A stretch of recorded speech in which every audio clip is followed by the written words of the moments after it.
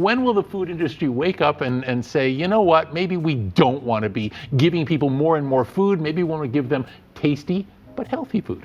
You're not crazy. Your Big Mac tastes the same in New York and Los Angeles. That's the point. But here's what McDonald's doesn't want you to connect. Sameness isn't free. It's scripted. And what makes this even more interesting, and I think even more newsworthy, is that this comes at a time when America is not just in a obesity epidemic. We've been there for years. In the next minutes, I'll show you how a factory-style playbook, down to seconds on the grill and grams of sauce, trades freshness for predictability. We'll break down the natural flavor fog, why fries go limp, and how rising prices hide behind app deals. And yet the food industry would prefer to be a part of the problem as a part of the solution, at least when it comes to supersizing portions, which seems to be an ongoing thing. If you care about value and real food, you'll want to see how the script works and what it's costing you. Quick favor before we move on. If you appreciate this content, consider giving this video a like and subscribing to the channel. Believe it or not, more than 92% of viewers haven't subscribed yet. It's free and only takes a second, but it means the world to us. So did you subscribe already? Great. Thank you so much for your support. Now back to the video. McDonald's is bringing back the double Big Mac. We haven't seen this thing since early 2020. There it is now, and you can see that. A hamburger and the cheese looks like they just slopped it on and it hasn't melted. So now it's supposed to be fully melted across the bun. It is big for a Big Mac. It's got twice as much meat. It's got 4 patties, but, and notably, it's only got 1 slice of cheese. If the Big Mac is the same everywhere, why does it hit dull when you're actually craving food that tastes alive? Let's start with what the brand won't say out loud. Consistency here is built, not cooked. A centralized supply chain lays down a script for every location, so the bite you get in one town matches the bite you'd get across the country. That match isn't luck, it's design. The core idea is simple. Corporate writes the rules, vendors make the parts, stores assemble the product. I guess they felt that putting in 2 slices of cheese would make it unhealthy. So I feel like they've addressed that. Many calories. Yeah. So the new Big Mac is supposed to have softer buns. The cheese is supposed to be cheesier. More sauce options as well. This is it's a big deal. I was about to say, I guess I just did. Now, McDonald's says that its customers crave bigger burgers, and this is certainly that. It's a kit. The patties, buns, sauces, and fries are engineered to behave the same under a stopwatch and a heat lamp. The message to the customer is fresh, made for you. The reality is pre-cooked, pre-portioned, and pre-scripted steps that leave little room for an actual cook to adjust to the moment. Now the tension.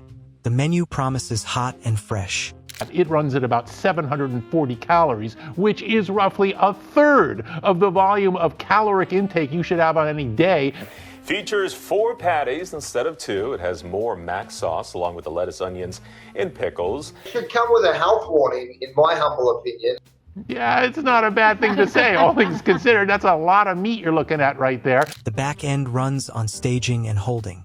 Burgers land on a clamshell grill for a fixed window, hit a staging tray, then sit in a warmer until the order pops. Fries drop to a timer, get scooped, salted, and held until they're pulled to finish a bag. It's food by flowchart. It runs fast. It also tastes tired when the timeline gets stretched. The playbook reads like a factory checklist. Seconds on the grill, grams of sauce, 2 pickle slices spaced to the template. Buns toasted to a preset shade. A line worker follows the chart while the cash register pings. And what makes this even more interesting, and I think even more newsworthy, is that this comes at a time when America is not just in a obesity epidemic. We've been there for years. When will the food industry wake up and say, you know what, maybe we don't want to be giving people more and more food. Maybe we want to give them tasty but healthy food. And yet the food industry would prefer to be a part of the problem as a part of the solution, at least when it comes to supersizing portions, which seems to be an ongoing thing. The goal isn't to hit peak flavor. The goal is to hit the mark again and again at speed. Holding times and heat lamps matter because they change texture. Fries lose snap as steam softens the starch. They go from crisp to limp in minutes. Buns sit in a warm bin and turn rubbery as moisture gets trapped. Meat weeps under warming trays, shedding juice and picking up a flat, warmed over note. None of that screams fresh. It screams scheduled. Ingredients keep the taste locked even when the food sits. Natural flavor covers a wide range of lab-made compounds designed to round out taste the same way each time. That's how severe the problem has become, and that's how committed many people are to trying to drop those extra pounds. So how much is the double Big Mac going to set you back? About $7. I mean, that's a guesstimate because McDonald's hasn't put out a proper price yet. Fries carry dextrose to lock in color and a sweet edge, plus agents that stop graying. Nuggets and patties use modified starches, sodium phosphates, and similar helpers so the bite feels uniform and the surface browns on cue. These aren't there for farm-fresh romance. They keep the script from slipping. The kitchen isn't a jam session. It's sheet music. Workers follow time and temp charts, not their senses.